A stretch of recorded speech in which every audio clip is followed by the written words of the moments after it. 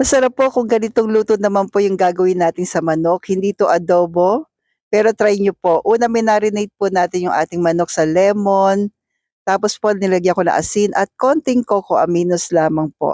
Mga 1 hour ko po siyang binabad. Then ipa-fry po natin sa coconut oil hanggang mag-light brown lang po. Hindi natin siya masyadong lulutuin. Yan, tapos itatabi muna po natin. And marami pong salamat sa mga bago nating followers po at salamat din po sa bawat isa. Then sa pinagprituhan po ay maglalagay po tayo ng bawang. Hinati ko lamang po sa gitna after natin maalis yung skin niya. Then mag-a-add po tayo ng mushroom. Pwede rin po ang fresh mas okay nga po kung fresh na mushroom.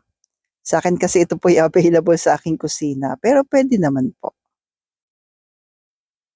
Yan, halu-haluin lang po natin. Then mag-a-add po tayo ng konting butter.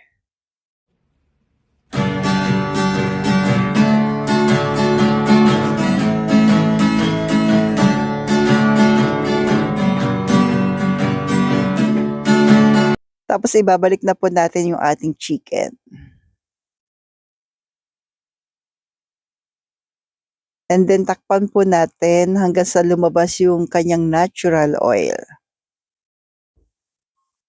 Halu-haluin lang po para hindi po masunog siya. Yan. So kapag ganyan na po, lumabas na po yung natural oil niya,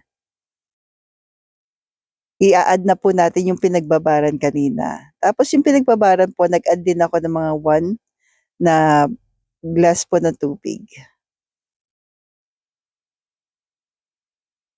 Tapos takpan natin, pakuluan po natin ng mga 20 to 30 minutes hanggang sa maluto po yung ating chicken. Then kapag ganyan na po, halu-haluin lang po kasi para hindi masunog. Add tayo ng lemon.